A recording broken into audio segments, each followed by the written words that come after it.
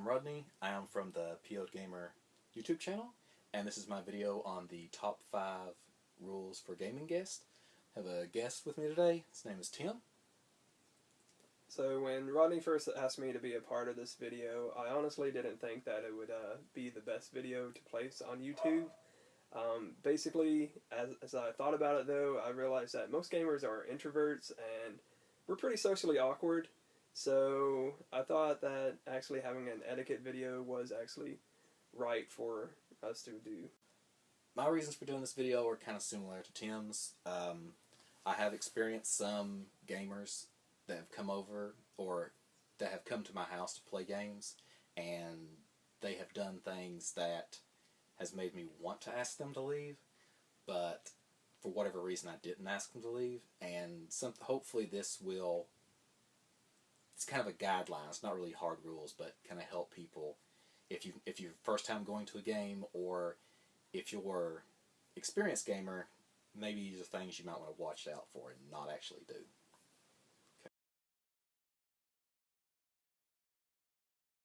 Okay, number 5, I have, don't take your cell phone out at the gaming table, because if you're playing a game and it's about interaction, it's not an online game. This is something that you're supposed to socialize with people you're with. If you're on your cell phone the entire time, then you're probably at the wrong spot. It's like, it gives the impression that you don't want to be there with the people that's playing the game. I'm actually pretty notorious for getting my cell phone out and actually looking at Facebook or talking to other people at the same time. So yeah, I should probably definitely cut that out. And if you have it out the entire time and everything, that is incredibly rude, but I do think that you can actually have the cell phone out here and there, and especially to check messages if like your family's calling or something like that as well. Oh yeah, I mean, definitely you don't have to keep it away the entire time. I've actually seen some people just have their phone out the entire time, and you have to remind them, hey, it's your turn. Okay, go ahead and go. Yeah, that part is incredibly annoying. They should definitely refrain from doing so. Yeah. Or if you're playing a game and it's like that's story-based more than strategy-based. Right, like Mice and Mystics or something. Yeah, and they look, oh, what's going on? And they have to, you have to spend 3 or 4 minutes explaining to them what's going on. Chloe is making her debut at the moment. Yeah. So my number 5 is to always ask the host if there's anything that you should bring, whether it be snacks, drinks, games, additional furniture like tables and chairs or something if they don't have enough. I usually try to bring some light games and snacks, even if like the host doesn't actually even ask me to bring them, just because it's really courteous. And something that people usually overlook, at least whenever I go to a gaming event, is usually they forget to bring drinks, and everybody's always thirsty since we're all socializing, so it's just a really good idea to bring something to know what everybody likes, like Dr. Pepper or water or whatever it may be, and just make sure that you also get like disposable cutlery or something like that as well, because that's another big thing that people overlook and is a huge pain in the butt to go back and have to clean up everything at the end of the night. I like that, because that's actually, if I had a larger list, I would include that, because a lot of times, especially if you're hosting a large event and you have 5 or 6 people over, I mean, if one person's buying all the stuff for that entire event, yeah, that's a lot of money. Yeah. I mean, if this person's trying to do this on a weekly basis, they may do this for maybe a month or 2, and they realize, I can't afford this. And your gaming group just falls apart because you didn't think to bring some drinks or something like that. It does help a great deal. Yeah, and you and I are actually really good friends, so I come over to your house like every week or every other week or something like that. So years ago, back when I first started coming over and everything, I was always sitting there thinking, I was like, man, should I bring anything or whatnot? And now I kind of just say, screw it, I'm just going to go over, so... Well, I don't always abide by that today for like your house or anything, but I feel super comfortable being here. Well, that's also a difference of one person or you and just one other person versus 8 or 9 people. I mean, if Yes. Sometimes when you have a gaming group coming over, it's not just the person coming over, they're bringing their girlfriend, their wife, or another friend, and your group that was supposed to be 4 or 5 people, now you have just turned into 7 to 10 people, and where not everybody's playing the game, some people are just socializing somewhere else, and that many people, I mean, even if a person buys some drinks and stuff like that, it runs out pretty quickly. It definitely does. Okay, so my number 4 choice is don't be the guy or gal that ruins the game for others. So when you come over, expect to not always win, or you make a play mistake and it sets you behind. Don't be the one that's like, oh, well, I'm already behind, so I'm just going to check out now. And just because one person can ruin an entire game for a group of people. It's just because you think something bad's happened doesn't mean it's not the end of the night. It's the first game or the second game, and you're not there to win. You're there to have fun, and that's kind of what I'm looking at. Yeah, I think that's definitely a good point to bring up, and it is something that's a little bit further down my list. That is going to be along that lines, anyways. And you never know when you can actually come back in the game as well. Just because it looks like everything is hopeless for you, sometimes you can actually make that awesome comeback, and then it's totally worth sticking in there to see the game out and everything as well. Yeah, I've actually had experiences with one person. Actually, I think we played a game Tomb, and one person ruined it, and you didn't even like it at first. Right, I actually really hated Tomb. I thought it was a terrible game, but that was basically because of the experience that I had, while the other person was complaining the entire time, so I couldn't really get a grasp on what the game was about. And every time I tried to take an action, she would basically just complain. Mm-hmm. And it was very annoying to sit there and have to go through that. Yeah, so that's the kind of thing is we actually played it later, and you even own the game now, don't you? Right, I ended up buying the game at the last Gen Con, and it was actually a really good game. I like it a whole lot, and I try to get more people to play it, but a lot of people don't always want to learn new games and everything at the same time. So yeah. Okay, number 4 for you. On my number 4 list, it actually goes back to my number 5, where I was talking about the disposable plates and the silverware. I think it's very good for you to actually clean up after yourselves and to help the host clean up the event at the end of the night.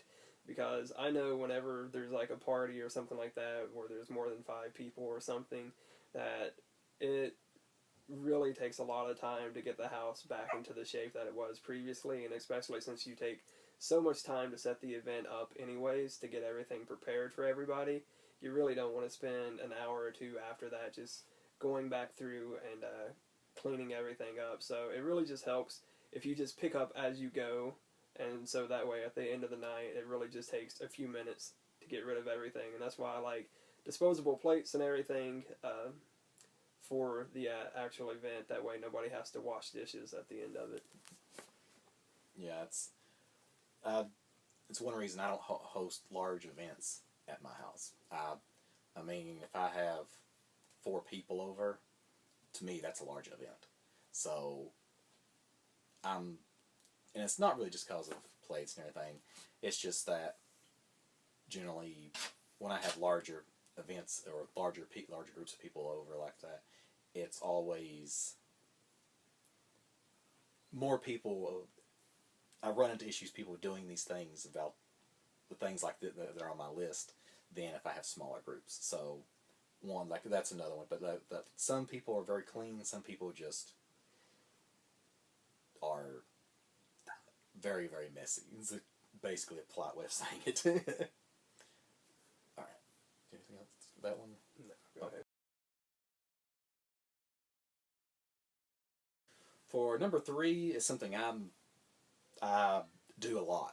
It's something that I try not to do, but it's don't overthink your moves because like other people want to play also.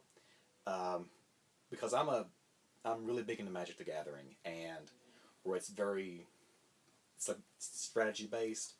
You will sit there and you'll constantly try to think, okay, well, I've seen this person he's played 3 of these cards, so I know he has 1 left. So what's the chance of him having that in his hand now? And in Magic the Gathering, it's not so bad because it's 1-on-1. But when you have a board game and there may be 4 people in the game, and each turn takes maybe 3 to 5 minutes, and if you're sitting there and you're overthinking everything and you're taking 8 to 10 minutes to do your turn, but it gets back around to the person, they may have already checked out just because of the length of time before their next move.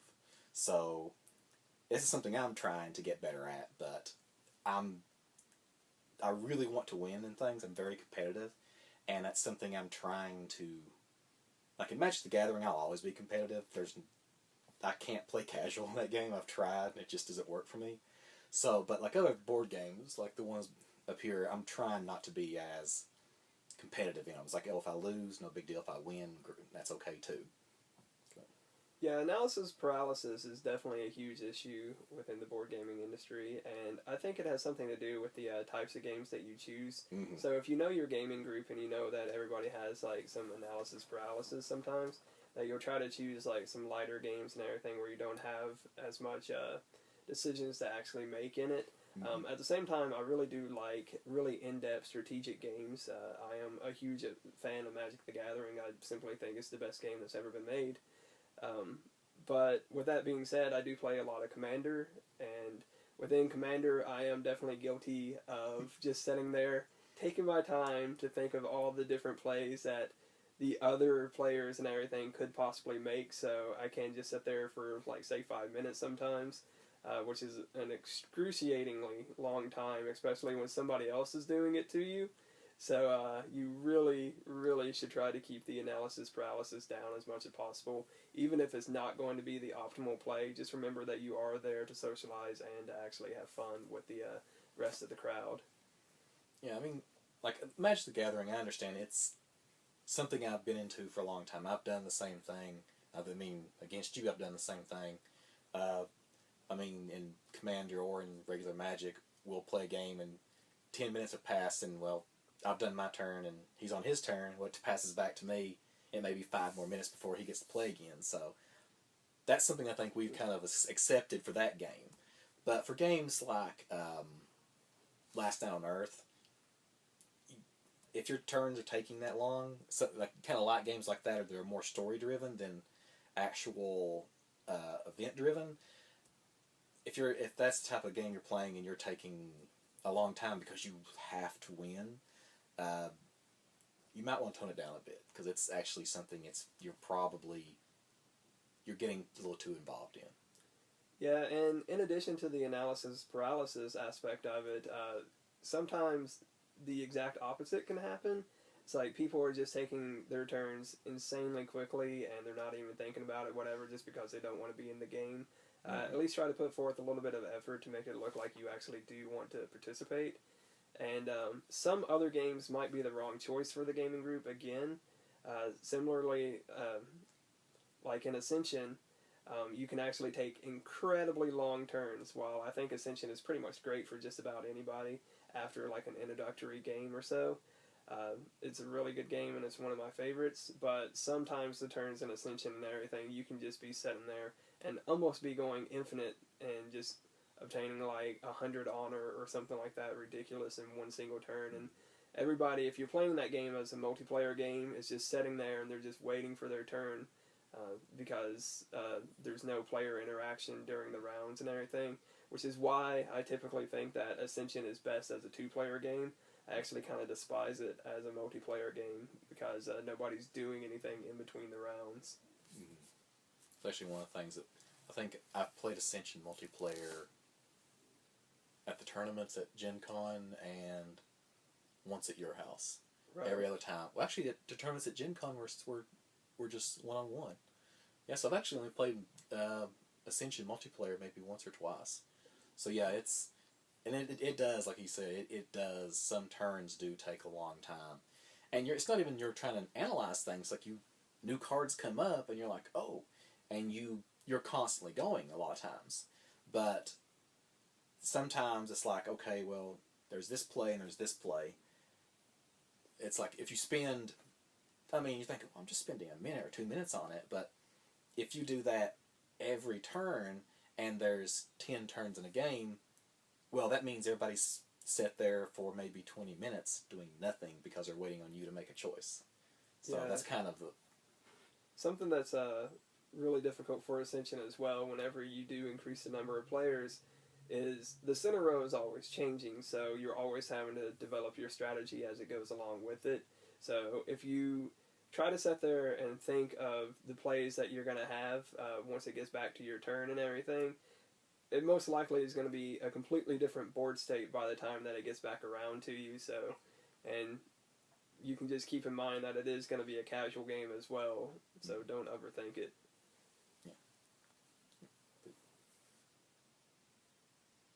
Number 3 on the list is never try to take over the actual event. Chances are that the host has invited you to their house for a specific set of games that they want to play. Even if you brought additional games, check with the host to see if they have any additional plans or when it is that they want to actually play those additional games that it is that you brought. There's always going to be time in the future for you to host your own events, so you can play those games then, especially if the host didn't ask you to bring those specific games. And I think it's just a really nice thing to play the games that the host has actually provided for that, because chances are it's their favorite games for the event, and or something that they just got in and they wanted to play it. Yeah, also I've seen things to where, like, somebody will bring something and they will immediately start to break it out. And the host has like, well, I know the people here won't want to play that. So it's like, well, I know that there's 2 or 3 people here that they'll like this game I have, and we're going to play this once or twice, and then once they leave, I ask you to bring that game because everybody else, I know they'll like that because it's more of a heavier game. So there are some times when you start out with a light game because you know the people that's going to be there at the beginning, maybe they're going to leave later, and then a heavier game is what you wanted, and you know that a few people have played something else, and it's just something that it's kind of hard to explain sometimes, but yeah, it's like try to let the host dictate what you play, because sometimes they may have their own reasons for certain games being brought to the table at certain times. Yeah. Right. Actually, I like that. That's something I probably should have put on my list, I think. Number 2. Go ahead with number 2. All right.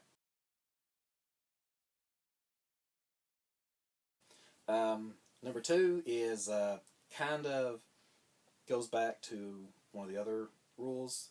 Have if you know that you can't win a game, don't check out, because like this is something I can't remember if I heard somebody else say, or if I thought of it myself, is that you may not be able to win, but you may be able to help somebody else lose. So this is always fun. Yeah, so you've changed you're not trying to win, but maybe somebody else has, maybe the person that caused you to not win, you still have an effect on the game, and you don't want to have a negative effect to spoil it, to be like, oh, I don't want to play anymore, and you just go like, there. That makes it to where nobody else wants to play either, because one person has basically poisoned the group. But if you're like, okay, I see that guy there, or this person here that has basically boxed me in, or has prevented me from winning or gaining any more victory points, well, I can do this, or I can do this, and slow them down. So it's kind of a thing to where it adds more to it, because like still, yeah, there is a theme to the game behind every game. And when I think about games I've played in the past, it's not 4 people or 5 people sitting around a table. It's whatever the theme is. So, and I'll think of that in my head, and it's like, okay, well, this person has basically put me behind in whatever, like a race or something, but you can still do things to slow the other person down. Yeah, I think that's a really good point, and I know I do everything possible to absolutely screw somebody over if they're going to prevent me from winning, especially if like they box me in. And thinking back about one of the games that we played a long time ago with our wives was Settlers of Catan, and I remember you picked a couple places that were poorly positioned that was pretty much surrounded by everybody at the beginning, so I just made a circle around them so he couldn't actually go anywhere.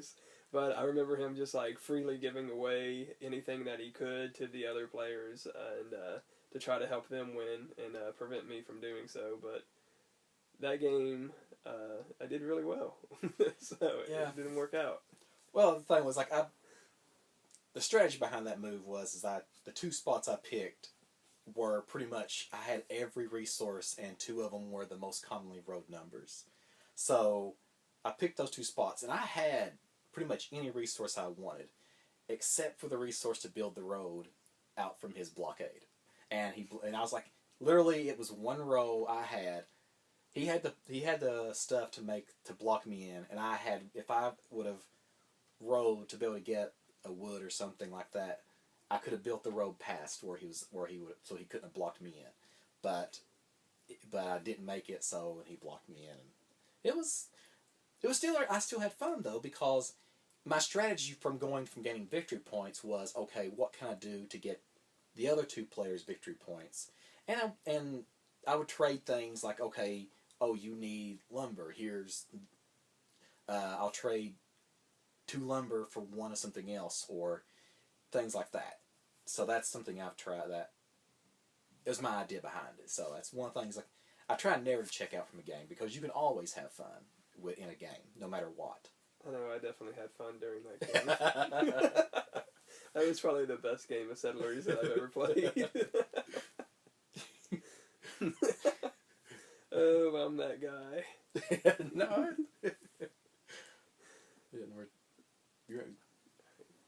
Number 2 on my list is to always be punctual and let the host know of any plans that might cause you to be late or even absent for the evening. This has almost made several of my gaming groups and everything never actually happen, because some people, they will show up an hour later, some people will show up 2 hours later or something like that and never even tell me. Like, I'll send them a text message or something to try to see where they are, and basically they just ignore the text and then just arrive. So it creates a huge strain on the entire group, because you don't know when they're going to be there, so you don't know if you just want to go ahead and start playing that game or not. And sure enough, as soon as you do start playing that game, get about 5 turns in or something like that, the other person shows up to the house, and then you're wanting to quickly end the game, and everybody's thinking it too, but they also want to continue the game because it has been really good so far.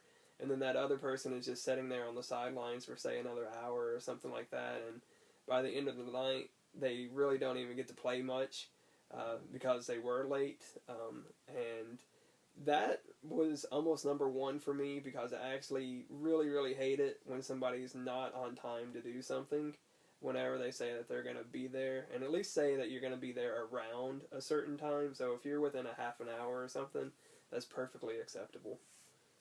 Yeah, that's really a big thing for me also. I think that was like number 6 on my list.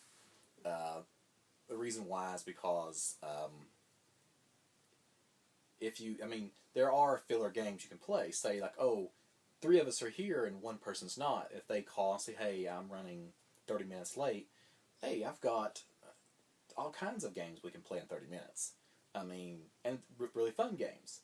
But if you don't hear from them, and you're sitting around 10 minutes past, 20 minutes past, and you're like, well, they must not be coming, because they're not answering their calls, they're not answering texts, so you start another game. Well, you get so far into it, and now the guy shows up, or the girl shows up, and it's kind of like, well, where were you? It's like, oh, I was on my way. Well, from where? You live down the street. So it's kind of one of those things that try to let the host know if you're going to be late, or if you're not. Or if you're going to be late, or if you can't come. Especially if you can't show up, please let them know.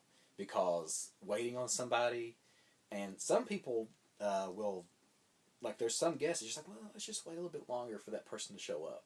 Because they've either been late and had that happen to them, because nobody wants to be left out for the entire gaming night. So it's a good idea to, it's more of a, it prevents you from getting left out of the game, because if the game's already going on and the people don't want to quit, well, you may be sitting for a while. Yeah, it also prevents consistency in the groups. So if you want to plan like future gaming nights and everything, if somebody's notorious for always being late and everything, then chances are that they're not either going to be invited back, or your gaming group can even fall apart because of it, because nobody ever knows when they should actually be there at that specific time. Yeah, that's one of those things. If one person breaks a lot of these rules for me, they probably wouldn't be invited back for us. Like, doing things occasionally, that's fine. Everybody makes mistakes, or everybody has issues come up. But if you're doing things every single week, and if you're bouncing from game group to game group, and you don't understand why you're not getting invited back, you might be doing it. It might not be the gaming group. It might be things you're doing that are putting people off. Excellent. Number 1? Okay. The number 1 thing for me is people holding grudges from game to game. If you beat me in a game, and we start playing another game, and then if I say, well, I'm attacking you because you beat me last time, why? That's the worst thing you can do. Don't hold a grudge from one game or from week to week, because there are many times to where, these actually can start arguments, because like, why are you attacking me? I'm in last place in the game. And it does cause for hostile gaming groups, and it can make everybody unhappy because one person, like, and it's just holding the grudges like that, it never seems to work out. Yeah, that definitely is true. At the same time, I think it is a little fun every once in a while, though, to kind of just pick on somebody that absolutely destroyed you in the previous game, to try to seek some revenge with a little bit of friendly banter or something like that. But if you're actually holding a grudge because you're actually upset that you lost the game, remember that it is just a game, and who cares at the end of the night? It's not like you're actually playing for anything, unless you are actually gambling or something like that. But other than that, it's just a game, so move on and Yeah, I understand what you're saying. It's one of those things to where, every so often, if you're playing, trying to think of a game like Last Night on Earth, and you're playing the zombies, and you're like, well, this person did something, and if I do something, I'll try to be more joking about it. I don't like to be serious, like, well, I'm attacking you because you beat me last game. Things like that are not. It kind of ruins the fun for me sometimes. But like if everybody's joking around, and if you're really if the gaming group's really close, and it's always like kind of the banter coming back and forth, pretty much as long as everybody's having fun, anything goes. Fun trumps any of my rules. But when things start coming unfun, that's when the rules kind of more take over from me. Definitely, you're always there to have fun. Mm-hmm. So that's all I have for it. Oh yeah, for your number 1. All right. Was it the same thing? No. Oh, okay. No, it is not. All right, so number 1 for me is just keep in mind that you're not the boss of the event, and just because a game you don't enjoy or aren't familiar with pops up, there's no reason for it to ruin your night and the night of everyone else, which is actually what Rodney was talking about earlier. So for me, though, it's the most annoying thing that could possibly happen whenever you're at the gaming group. So just suck it up and go on without complaint. You can always say something like that isn't the game for you afterwards, and you wouldn't really want to play it again in the future. Now, if somebody already knows that it's a game that you absolutely despise and they just plan on playing it anyways because you hate that game, then of course that's not cool, and you probably shouldn't be at that gaming group to begin with. Just remember that you are there it is a social gathering, like we've been talking about before and everything, and that you are there to actually have fun and make sure that everybody else is having fun as well.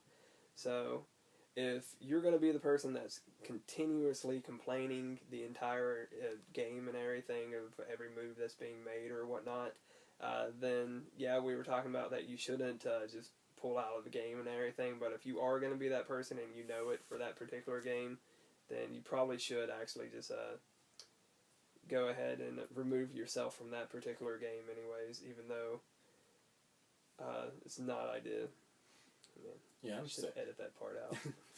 I understand what you're saying, but yeah, like if you know you don't like a certain game or a particular type of game, and hopefully the host has let you know, it's like, hey, this is what I want to play, or we're going to play this type of games.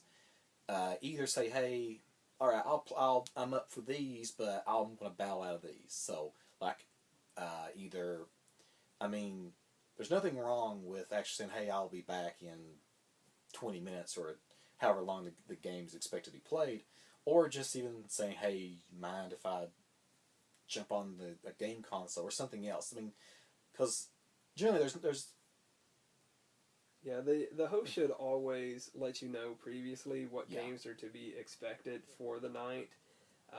If not, then it can definitely create a lot of unhappiness with the gaming group and everything whenever everybody gets together and it's like, hey, let's play Magic the Gathering, and only like 2 of the people actually know how to play Magic, so the rest of the time they're spending teaching it. That is a miserable game to teach to anybody.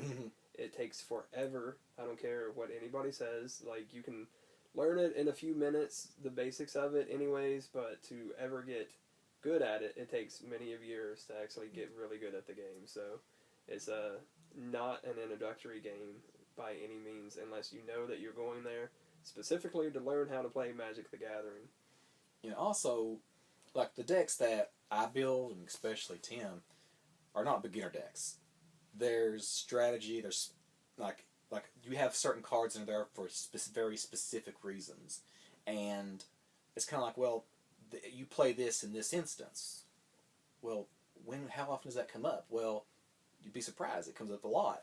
But if you're a beginner player, I mean, if you've constructed decks specifically for beginners, it's not as bad, but still, yeah, it's not an introductory game. Or, I mean, you wouldn't want to bring out like Rex or I don't think of another game, but pretty much any, like a war game. To somebody that's never, like somebody that's coming from Monopoly, you probably wouldn't want to pull out like a war game and say, hey, unless it's Risk. No, Risk is how you end friendships. No, but anything like, like a high level strategy game like that, you probably don't want to pull out for a new gaming group, or you have to get. I mean, this is more for a host, but your host should know that he should tailor the games for the group. I mean, if the host is always pointing out the games they want to play and not taking into account the group, then you might want to either host your own event or try offering suggestions. Say, hey, how about we play something else? But sometimes there are some people just, they invite people over and say, hey, let's play this game. And they like it, but maybe not everybody else is so keen on it. Yeah, and that's a little bit sidetracked from what I was originally getting at. Sorry. No, it's perfectly fine because I was doing it too. So, just like I was saying though, remember that you're not the actual boss of the game, and what we were talking about earlier when he was talking about the experience with Toon, that's what really set that in motion. Just make sure that you're being a decent human being and not ruining it for the rest of everybody. Like, I know a lot of this stuff is really common sense, and I hope that you have actually gained something out of it, though, because I know a lot of us, we are extremely socially awkward.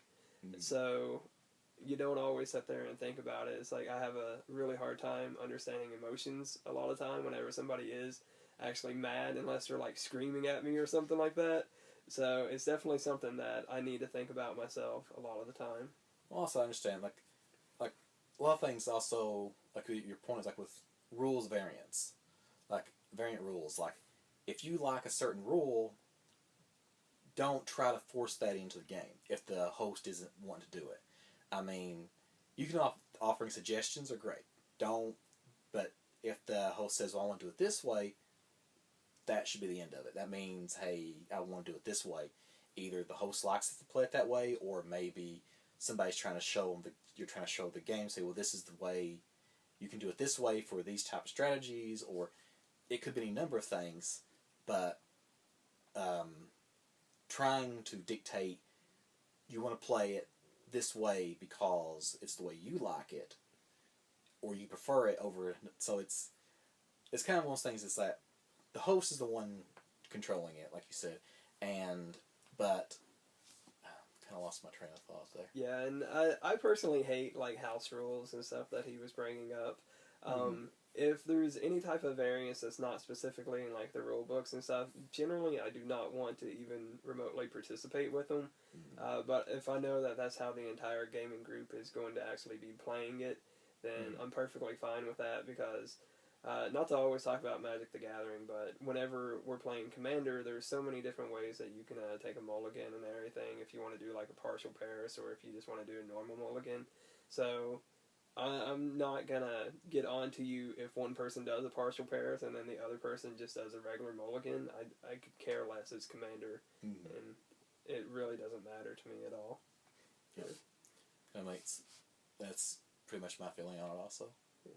Alright, but that's our, I think it was 5, wasn't it? Yeah, that is top 5 rules for gaming guests. Alright, yeah. So I'm hoping to come out some more videos, kind of the same thing, top 5, top 10 list for different things.